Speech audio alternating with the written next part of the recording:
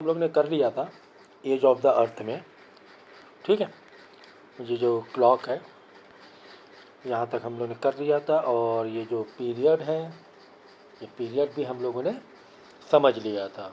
Okay, तो अब आगे हम लोग लेक्चर कंटिन्यू करेंगे। अब यहाँ पर पीरियड के डिटेल्स दिया हुआ है और किस पीरियड में क्या होता था। जैसे कि स्टोन एज हुआ, उससे पहले स्टोन एज, तो यहाँ से तो लाइफ स्टार्ट हो गई थी। अब जो हम लोग अर्थ पढ़ रहे हैं तो लाइफ लिविंग थिंग से पहले से पढ़ रहे हैं कि पहाड़ कैसे बने, यहाँ से पढ़ रहे हैं हम लोग। रिवर कैसे आई, ओशियन कैसे हुए, ये पढ़ रहे हैं हम लोग। ठीक है ना, हम लोग लिविंग से नहीं पढ़ रहे हैं, सर्वाइवल या लिविंग थिंग से। काफ़ी करोड़ों साल पहले से जो अर्थ का जो फॉर्मेशन हुआ है वहाँ से हम लोग अर्थ को समझने की कोशिश कर रहे हैं। सो देखो, प्री कैम्ब्रियन पीरियड, इसमें बोला गया है कि 700 million year BP the earth change from gaseous state to liquid state.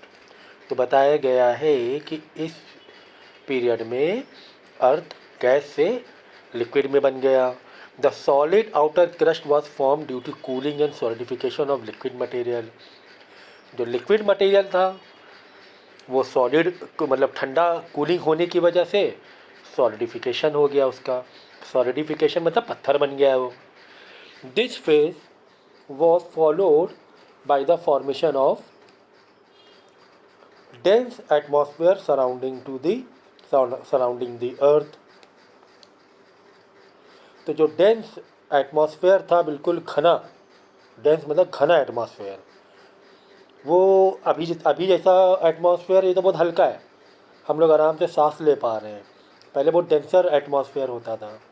ठीक है, अब क्योंकि सॉलिडिफिकेशन हुआ ठंडा होने की वजह से, तो उसमें धुआं निकला होगा। जैसे कि पानी है, ठीक है, गर्म पानी है, वो ठंडा हो रहा है, तो उसमें गैस निकलेगी ना बाहर, है कि नहीं है। तो ये कैसे गर्म तवे में पानी मारो, गर्म कोई बर्तन, कैसे धुआं होने लगता है। तो डेंस एटमॉस्फेयर हो गया अर्थ के चारों तरफ। तो due to gradual but continued cooling and contraction of earth, तो धीरे धीरे कूलिंग होने की, धीरे धीरे कूलिंग होता गया और कॉन्ट्रैक्ट होता गया। अर्थ क्या होता गया, कॉन्ट्रैक्ट होता गया, मतलब छोटा सिकुड़ता गया। कॉन्ट्रैक्ट होना मतलब सिकुड़ना, ठीक है, सिकुड़ता गया earth. And the resultant condensation of water vapour, जो वाटर वेपर निकले, there began the precipitation process which ultimately resulted into the formation of river and seas. ठीक है ना, तो पूरा प्रोसेस तुम्हें समझ में आ गया होगा। भाई आग का गोला था, इट वॉज गैसियस फॉर्म, ऐसे कह सकते हैं ना। गैसियस फॉर्म मतलब भाई आग का गोला था, और क्या हुआ, धीरे धीरे कूलिंग हुई। जब कूलिंग हुई तो उसमें से लिक्विड बना। ठीक है, लिक्विड की और कूलिंग हुई, जब लिक्विड से और कूलिंग होती है तो उसमें से गैस निकलती है, रिलीज। जब गैस रिलीज हुई तो क्लाउड बने, क्लाउड बने तो प्रिसिपिटेशन स्टार्ट हुआ। प्रिसिपिटेशन मतलब बारिश होना, प्रिसिपिटेशन बोलते हैं उसे। बारिश या जो भी बादलों से, चाहे वो बर्फ़ गिरे, स्नोफॉल हो, चाहे वो रेन हो, चाहे वो ओले नहीं, बर्फ़ के टुकड़े गिरते हैं, वो उन सब को प्रिसिपिटेशन बोलते हैं। तो जब वो गैस, जब वो जो लिक्विड फॉर्म में था अर्थ, उसका जब सॉलिडिफिकेशन हुआ, पत्थर बना, माउंटेन बने, तो उसमें से जो गैस निकली वो क्लाउड बन गए। जो क्लाउड बने तो क्लाउड से वापस से प्रिसिपिटेशन, फिर से बारिश होने लगी। जब फिर से बारिश होने लगी तो वो सी और रिवर का फॉर्म ले लिया उसने। ठीक है, सो द सीक्वेंस ऑफ, अब ये सीक्वेंस चलता गया। The sequence of warm climate was broken by many glacier period. बहुत से जो ये थे क्लाइमेट में जो चेंजेस हुआ, वो है ना, वो एक सीक्वेंस बनता गया, वो सीक्वेंस में टूट गया। जिस तरह अब अभी का हमारा सीक्वेंस क्या है, अभी का हमारा सीक्वेंस, या गर्मी होती है फिर वो गर्मी ये बहुत ज़्यादा होने से वाटर वेपर, जो सी के वाटर वेपर से होते हैं वो ऊपर जाते हैं, गैस फॉर्म में क्लाउड बनता है, क्लाउड से बारिश होने लगती है ना। तो फिर बारिश होती है, फिर बारिश जो लिक्विड होता है उसका कंडेंसेशन होता है, वो फिर ठंडी होने लगती है। तो ये हमारा अभी सीक्वेंस चल रहा है फ़िलहाल जो अर्थ एट प्रेजेंट में है। तो पहले का सीक्वेंस और अभी के सीक्वेंस में तो फ़र्क है ही। So the rocks were subjected to maximum,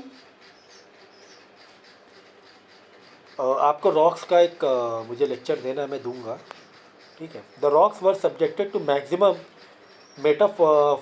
metamorphism due to heat and pressure.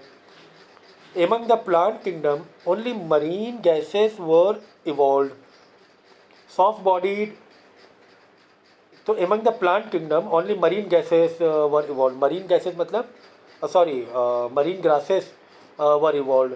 तो marine grasses मतलब जो पानी की जो प्लांट होते हैं, वाटर जो प्लांट होते हैं, उसे बोलते हैं मरीन ग्रासेस, ठीक है। तो soft bodied in vertebrate animals were evolved in the warm seas, but the land areas were divide of animals. तो शुरुआत में क्या हुआ, जब सी बने तो प्लांट किंगडम का स्टार्ट हुआ। जब सी बने तो मरीन ग्रासेस से पहले बनी, पहले लैंड में नहीं, पहले कहाँ हुई, समुंदर में, सी या रिवर में ये कह सकते हो, लेकिन मेन तो सी ही था, ठीक है।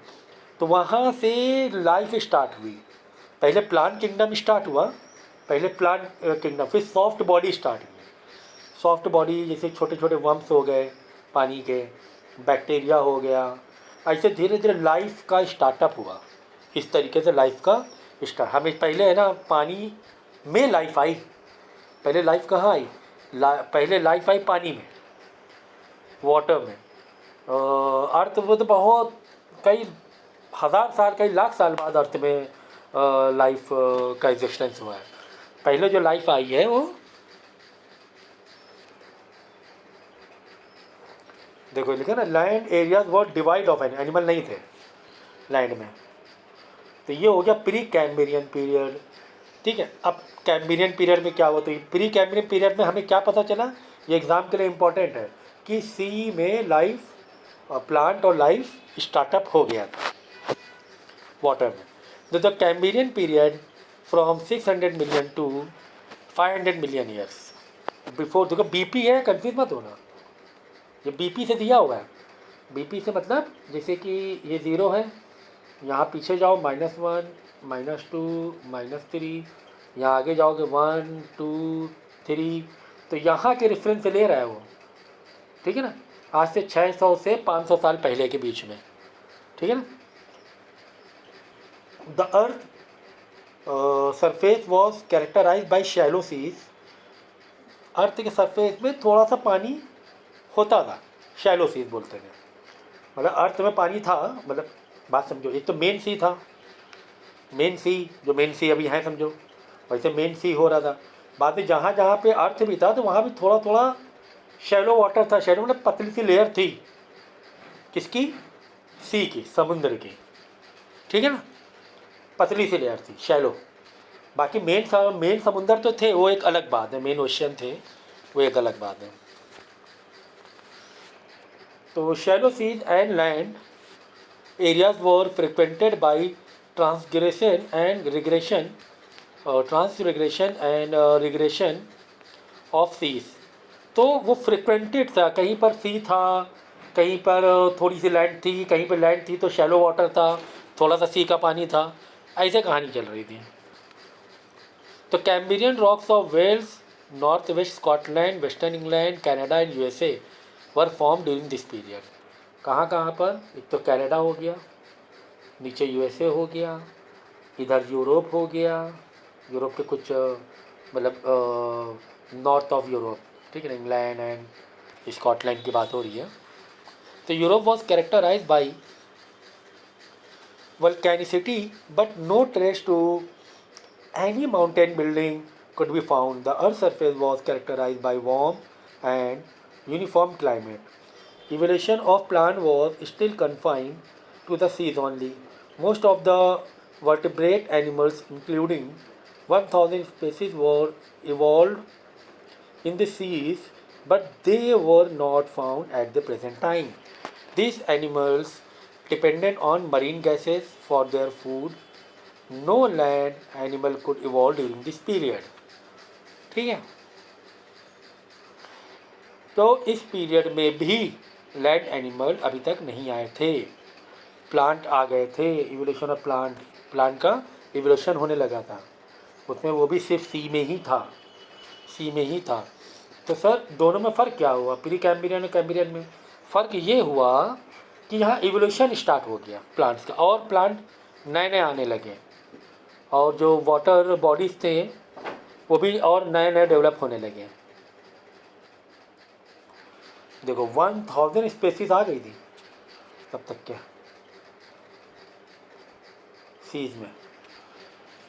प्री कैम्ब्रियन में तो जस्ट स्टार्टअप हुआ था प्लांट और सी एनिमल्स का, जस्ट स्टार्टअप। यहाँ पे इवोल्यूशन होने लगा, 1000 स्पेसीज आ गई कैम्ब्रियन पीरियड में। और अभी भी लैंड का कुछ पता नहीं था, लैंड में कोई एनिमल्स से नहीं थे। और ये जो एनिमल्स थे, जो सी एनिमल्स थे, वो किस पर डिपेंड थे? मरीन ग्रासेस पर, ठीक है ना, समुंदर के अंदर एक जो ग्रास होती है ना, वहाँ पर। अब देखो ओल्डोवेशियन पीरियड, ओल्डोवेशियन पीरियड में क्या होता है? तो Ordovician period continued from 500 million year BP to 440, मतलब ये 60 मिलियन के बीच की बात है। बीच में 60 मिलियन ईयर में क्या हुआ, 500 से 440 के बीच में। The transgressional and regressional phases of seas continued, ये तो होता ही गया, सी के स्पेसिस और बढ़ते गए, ठीक है ना। आज की डेट में जो सी स्पेसिस की बात करें ना, तो लाखों में है, पता ही नहीं है, अभी इतनी रिसर्च हुई नहीं है। लाखों में हज़ारों लाखों टाइप के फिशेस, मतलब मछलियाँ और दूसरे भी जो कीड़े मकोड़े कह सकते हो आप। समुंदर में बहुत बड़ी लाइफ है, बहुत बड़ी लाइफ। अर्थ में तो कुछ भी नहीं है, अर्थ के एनिमल्स तो कुछ भी नहीं है उसके आगे। समुंदर में बहुत अलग अलग टाइप के स्पेसीज हैं, अर्थ में या बर्ड्स में कुछ है ही नहीं, कुछ भी नहीं उसके आगे, इतने स्पेसीज हैं। पानी से जन्म होता है ना, कहीं पे पानी पड़ा हुआ है, अगर कपड़ा भीगा हुआ है तो हल्के से कीड़े से आ जाते हैं, तो पानी से अल्लाह ने दिया हुआ है। Many shallow seas became dry because of the deposition of sand and mud. देखो अब देखो, ये ओल्डोवेशियन पीरियड में जो शैलो वाटर था, अर्थ में कहीं कहीं पर शैलो वाटर था, सी का शैलो वाटर था, थोड़ा सा पानी था, थोड़ा थोड़ा पानी में डूबा हुआ था, और थोड़ा थोड़ा पानी में डूबा हुआ था, वो ड्राई हो गया। सी मतलब सैंड आने लगी, मड, क्योंकि ये भाई धीरे धीरे जब पानी हिल रहा है, मूविंग हो रही है, तो वहाँ पे डिपोजिशन होता है ना, सब थोड़ा थोड़ा मट्टी कहीं ये कटती है, कहीं मट्टी में जाके कहीं दूसरी जगह मट्टी जाके इकट्ठा हो जाती है, ठीक है। रॉक्स पीरियड में पढ़ोगे तो ऐसा होता है। तो वो जो ये था ड्राई हो गया, वो एरिया जहाँ पे शैलो वाटर था। So Ordovician rocks were form in north west Europe and north America. तो यहाँ पे रॉक बने, कैसे रॉक बने? सैंड एंड मड से। So this period was characterised by the initiation of mountain building, धीरे धीरे माउंटेन बनते गए। Marine areas were affected by active volcanicity. तो ये अब मरीन एरिया में क्योंकि अब माउंटेन बन रहे हैं, है ना, तो शैलो वाटर जो था वो धीरे धीरे दूसरे मतलब मेन सी में जाने लगा, शैलो वाटर, क्योंकि इधर माउंटेन हो गया, तो वहाँ पे फिर डिस्टर्बेंस हो गया मरीन एरियाज़ में। The climate on the entire earth surface was warm, अभी भी इंटायर अर्थ सरफेस का जो क्लाइमेट था वार्म था। Hence no zonal pattern of climate was evolve. तो अभी तक वार्म चल रहा था, अभी तक के कोई सीक्वेंस उस तरीके का पीरियड नहीं बने थे बारिश सर्दी गर्मी का। तो वेजिटेशन है animal were still confined to sea zone, अभी भी सी में ही है animals and vegetation. Animal species included only vertebrates. ठीक है, देखो इसका तुम्हें एक पिक्चर हम दिखा रहे हैं। जैसे कि जिसको बैकबोन होती है ना, वैसे एनिमल्स जो सिंगल एक स्पाइनल होता है। ठीक है, तो वो तुम थोड़ा नेट पे देख लेना, बहुत सारे जो जैसे कि फ़िश को तुम कह सकते हो वर्टिब्रेट, और फिश हो गया जिसको सिंगल एक स्पाइनल होता है। ठीक है, जो पूरे बॉडी को सपोर्ट करता है, उसको बोलते हैं। और इनवर्टिब्रेट मतलब जैसे मक्खी हो गई, ठीक है ना, तो उसको स्पाइनल नहीं होता है ना, उसका बोन कहाँ होता है, बैकबोन। बैकबोन जिसको होता है उसको हम लोग बोलते हैं वर्टिब्रेट्स। ठीक है, अब उसका इंटरनल तुम्हें जाने की ज़रूरत नहीं है, इंटरनल स्ट्रक्चर ऐसे नेट पे देख लेना उसका स्केलेटन कैसा होता है। नेक्स्ट देखो, the Silurian period was, next है सिल्यूरियन पीरियड। तो सिल्यूरियन पीरियड 440 से 440 मिलियन के बीच में था। Sea level was characterise by periodic rise and fall, यहाँ पर राइज एंड फॉल हुआ सी लेवल का, which introduce change on earth crust, earth के जो ऊपर के लेयर में चेंजेस यहाँ पर देखने को मिले। The mountain building continued but the volcanicity was less active than during Ordovician period। तो माउंटेन बनते गए लेकिन उतने एक्टिवली चेंजेस नहीं आया माउंटेन में जितना कि इससे पहले वाले पीरियड में था। On the average the climate was warm but some areas were also characterize by relatively dry climate. Overall तो वार्म था जैसा जो चल रहा था, लेकिन फिर भी कुछ एरिया में ड्राईनेस देखा गया। Lifeless plant were evolve on the land area, leafless plants were evolve on the land. अब यहाँ पर प्लांट लैंड में, यानी लैंड में अब प्लांटेशन का स्टार्ट, वेजिटेशन का स्टार्ट हुआ, लेकिन लीफलेस थे, पत्तियाँ नहीं थी, ग्रास टाइप के थे, वैसे पेड़ टाइप के अभी भी नहीं थे। ठीक है, तो पॉइंट है ना, लिखते रहे ना आप। कैसे पॉइंट लिखोगे, इस पीरियड में क्या क्या हुआ, पहले वाले में sea plus marine life, second में क्या हुआ, मरीन लाइफ के आगे मरीन लाइफ इवोल्यूशन हुआ, वेजिटेशन, पहले में वेजिटेशन भी हुआ था, प्लांट किंगडम हुआ था, लेकिन कैम्बिरियन पीरियड में ऐसा पॉइंट वाइज आपको लिखना है। ठीक है, अब जैसे कि चलो पहले वाले को बता दो कैसे लिखना है। इतना बड़ा इसे पढ़ने की ज़रूरत ही नहीं है आपको, क्योंकि मैंने आपको समझा दिया ना। आप प्री कैम्बिरियन में कैसे लिखोगे, पहला point sea formation, second marine life, third vegetation just आया, मतलब उसका मतलब अभी जस्ट स्टार्टअप हुआ था। ठीक है, फिर इसके आगे जैसे कैम्बिरियन में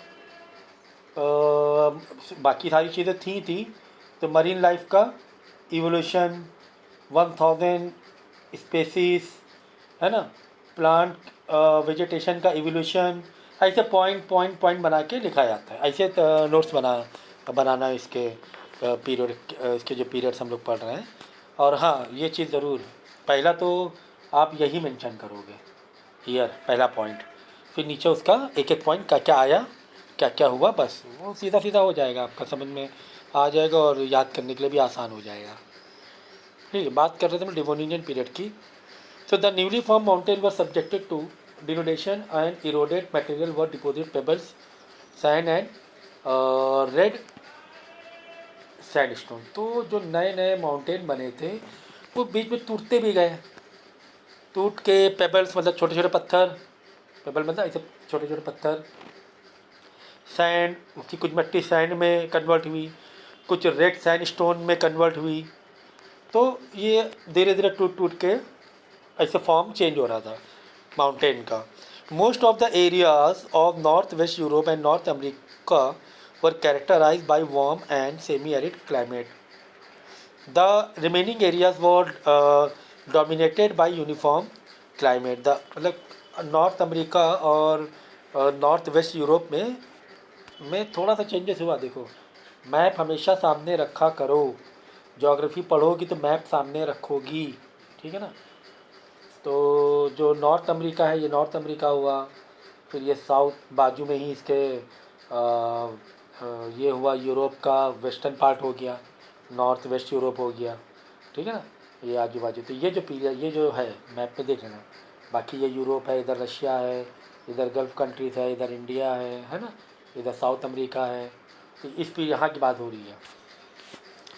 दिमाग में मैप होना चाहिए, एक्चुअली मैप तो माइंड में होना चाहिए।